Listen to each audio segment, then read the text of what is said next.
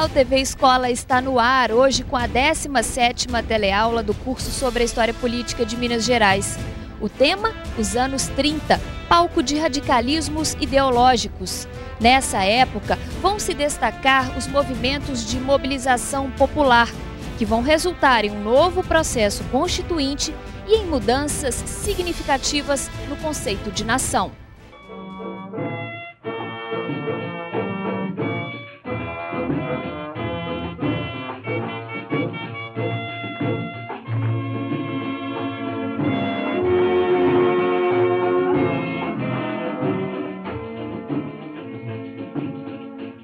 A estrela da manhã, quando brilha na amplidão, vai lembrar uma saudade que guardei no coração. Oh, a estrela da manhã, quando brilha na amplidão, vai lembrar uma saudade que guardei no coração.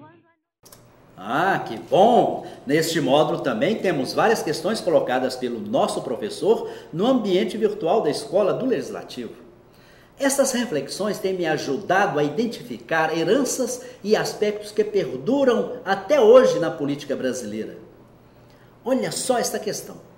O que une os movimentos populares da Ação Integralista Brasileira e a Aliança Libertadora Nacional desenvolvidos nos anos 30? E por que se constituíram em movimentos e não como partidos políticos?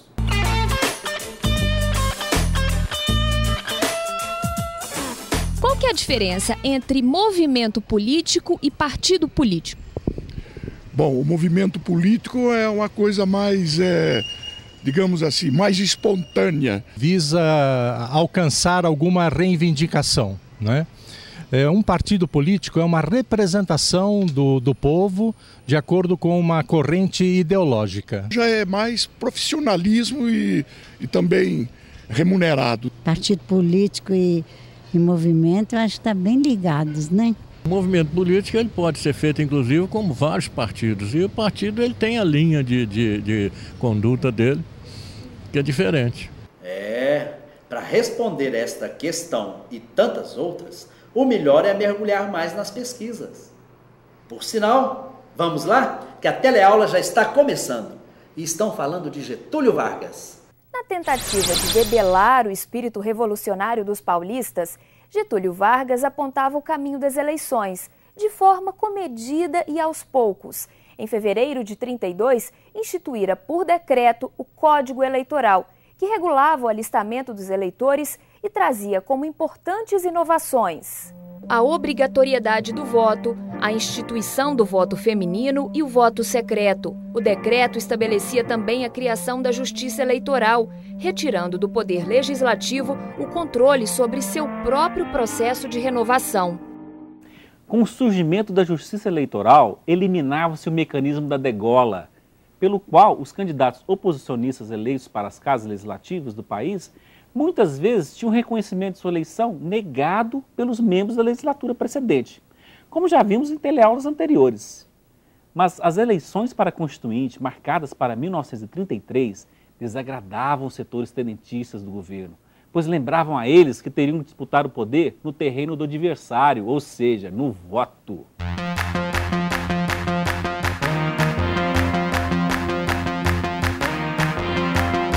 O Clube 3 de Outubro criticava as eleições, consideradas um trunfo das velhas máquinas ou mesmo das máquinas novas, construídas de peças velhas e pela mesma técnica. Além disto, haveria novidade na proporcionalidade no legislativo, garantindo a representação das minorias e a representação classista, típica de seu tempo e que tinha como doutrina a organização da sociedade com base em associações representativas dos interesses e das atividades profissionais, ou seja, as corporações. A ideia era formar uma bancada classista para contrabalançar o peso dos maiores estados controlados pelo governo. Mas, nesse início de década, de tanta ebulição ideológica, como estava organizado o quadro político? Toda essa ebulição política nem sempre cabia nas estruturas partidárias tradicionais, mas podemos dizer que o quadro político da década de 30 estava organizado da seguinte maneira. Tínhamos o Partido Republicano, o Partido Progressista, a Ação Integralista Brasileira, a AIB, e a Aliança Nacional Libertadora, a ANL. Mas importante saber qual o papel de cada um nesse período da história. O Partido Republicano Mineiro dominou a política de Minas durante a Primeira República, elegendo todos os governadores entre 1897 e 1930. E com o Partido Republicano Paulista, dirigiu a política nacional. As eventuais divergências internas nesse período jamais comprometeram a unidade partidária, fruto de uma rígida disciplina imposta pela executiva. Os dissidentes foram sempre derrotados. Embora odiado pelos militares, Arthur Bernardes conservava um grande poder político no Estado. Os líderes tenentistas da Revolução de 30 não viam essa liderança com bons olhos. Com o apoio de Olegário Maciel, cresceu a campanha anti-bernardista, que atingiu o PRM, e em fusão com a Legião Liberal Mineira é criado o PSN. Na revolta constitucionalista, que teve a adesão de Arthur Bernardes a São Paulo, o PRM, agora com o nome de PSN, é dissolvido. Ele só volta a atuar na campanha da Constituinte de 33.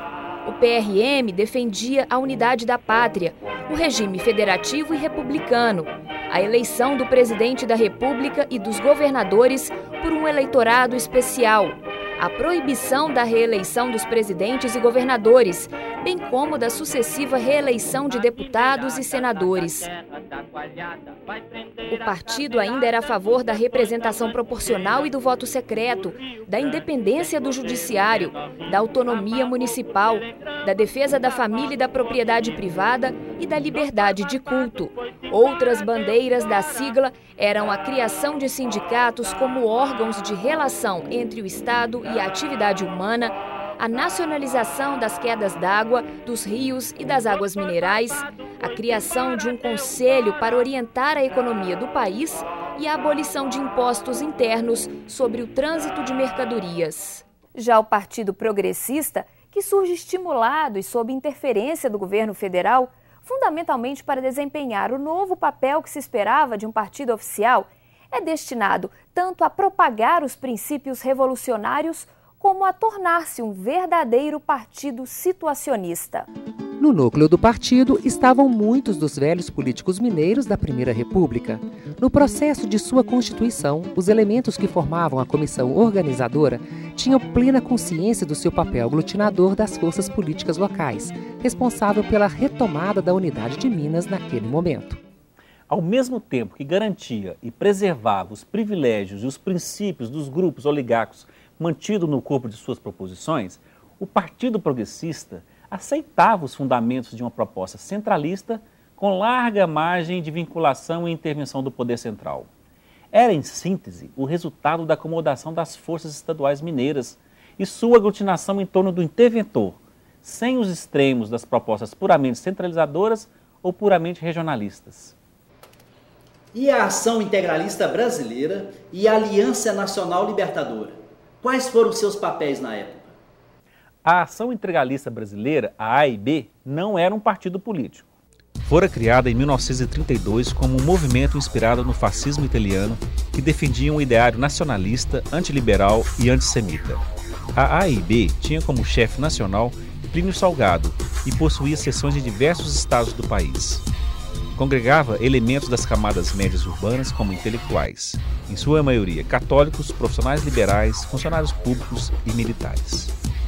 A nação se estruturaria de forma corporativa num partido único, sem o mal dos partidos e sem a fragmentação típica do regionalismo herdado da República, agora considerada velha.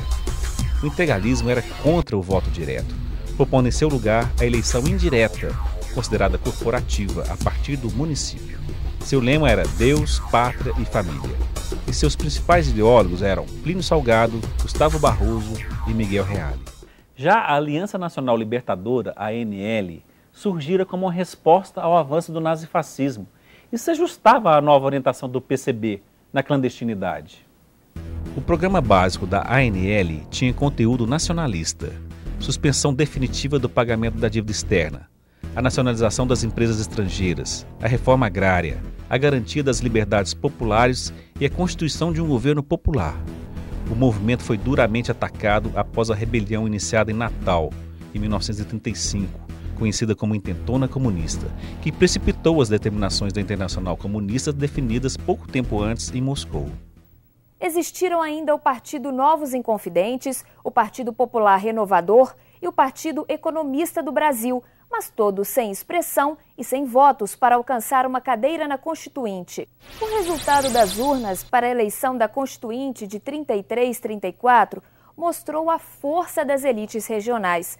Os órgãos técnico-consultivos, que a partir da Revolução de 1930 vieram gradativamente ampliando seus espaços, ainda não haviam se consolidado o suficiente para restringir as competências específicas das casas legislativas. O tempo era de disputa dos espaços políticos, na busca da hegemonia.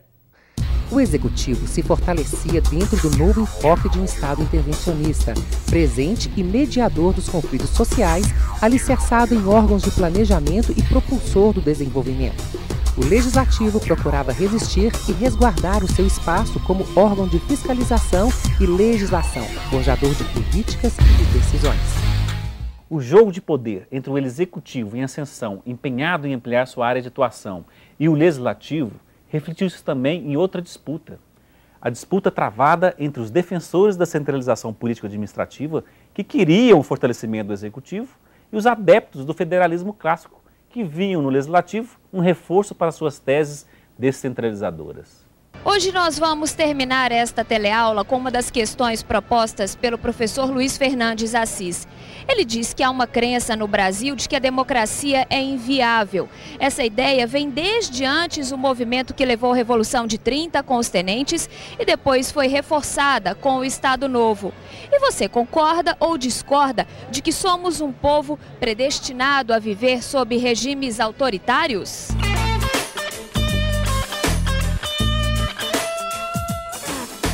Não acredito nisso de jeito nenhum. Eu acredito que ainda, apesar da democracia no Brasil, por causa dos nossos maus políticos não ser assim uma coisa legal, ainda assim ela é bem melhor do que qualquer ditadura, qualquer regime de força. De forma alguma. Nós temos condições, precisamos ter seriedade cívica, muito trabalho nas escolas de conscientização desde cedo para os alunos e a própria população e evitarmos também assim desmandos de políticos, enganações de políticos, que isso só interfere e prejudica o espírito democrático. Eu acho que tem que haver alternância de poder, porque não tem jeito.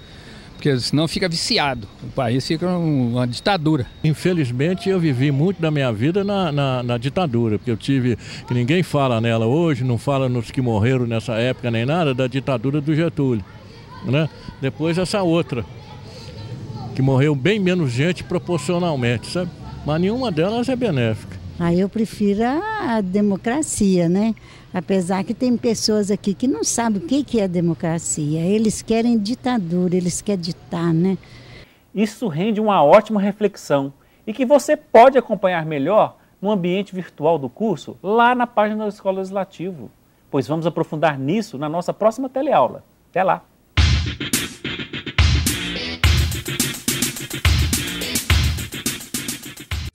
Na teleaula de hoje, você viu como estava organizado o quadro político pré-constituinte de 1934. O Partido Republicano em Minas Gerais e em São Paulo, fragilizado pela Revolução de 30, o Partido Progressista do governo e os movimentos populares, que nasceram em resposta a movimentos internacionais como o fascismo e o nazismo. Lembrou também fatos como a Intentona Comunista e começou a refletir um pouco mais sobre a democracia no país. Nos encontramos na próxima teleaula. Até lá!